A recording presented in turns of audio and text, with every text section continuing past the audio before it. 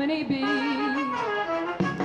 And when he plays boogie woogie bugle, he's as busy. Ah, trains. The experience they offer is all-encompassing.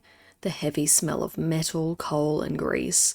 The deafening squeal of steam which makes your ears ring, but not quite enough to drown out the rhythmic chugging of the pistons and the rattling of couplings as the train leaves the station.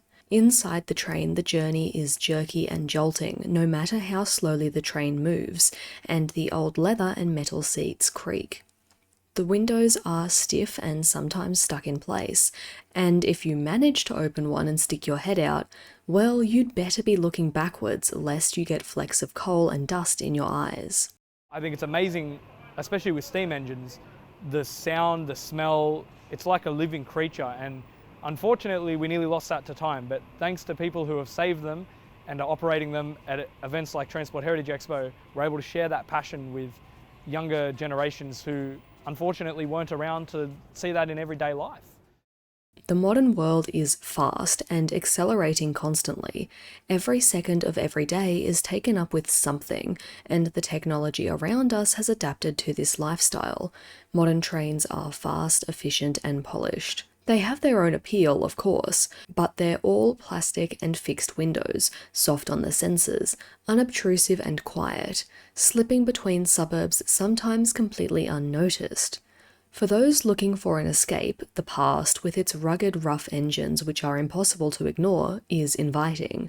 For some, it's a journey back to childhood, with memories of a slower time and childhood nostalgia.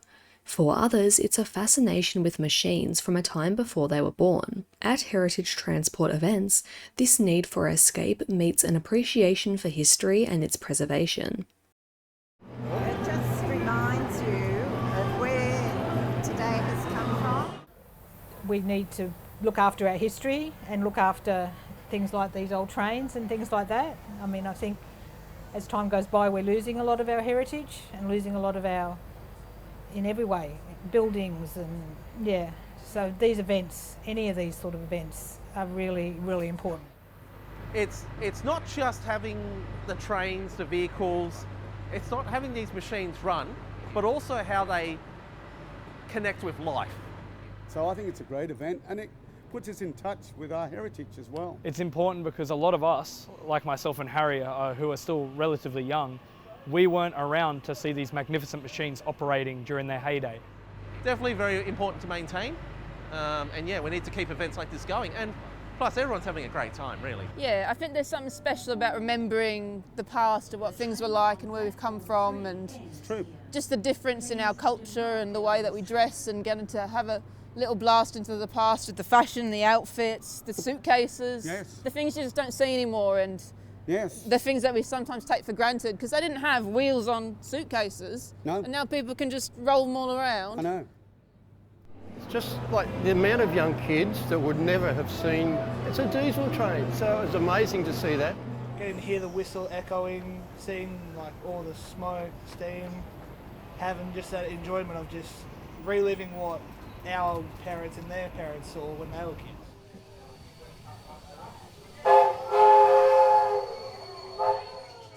In comparison to modern mass-produced trains, each individual heritage engine has a unique sound, smell and rhythm. This unique character and the engineering and history of each engine means each gains their own dedicated fan base. Do you guys have a favourite train type or particular engine or something? Oh boy, that's a very difficult question. There is quite a couple. The 3801. That would be 3801. The 38 was definitely my favourite growing up. It's 3801. From me growing up on 01, which is 3801, I love that. But if we're Generic. Generic, yes.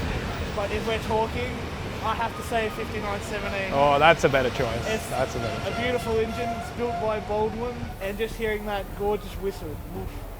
I finally got a chance to actually see 3801 in person and I was gobsmacked. It was one of the coolest machines I've ever seen. But as of more recent years, I think I have to agree with Harry, the 59's taken my heart a bit. The steam trains, definitely.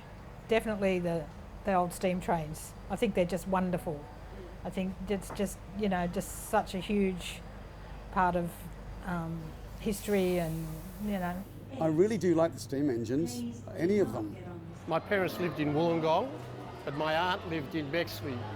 So we'd come up every fortnight, Dad's pay week, and she would catch a train into Central. But the idea from her nephews was to look out at Redfern and pick the green train, which was 3801, and it's just stuck, and it's so lovely. Yeah, so that's a memory of my aunt, but it's also a beautiful train. And still running on the network at the moment are the V-sets. They're the double-decker trains that travel out to Newcastle and Lithgow. They're still running out there in normal service, but yeah, that's my childhood train that I grew up with as well.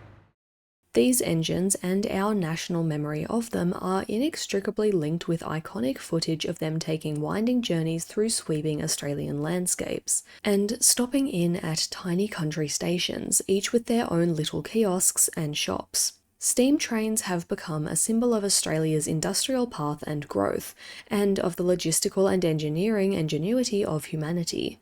A steam engine is a massive machine with thousands of parts, which, despite its weight, moves, but only along a pre-prescribed path, a path which is both created by and in turn creates towns and economic hubs across New South Wales.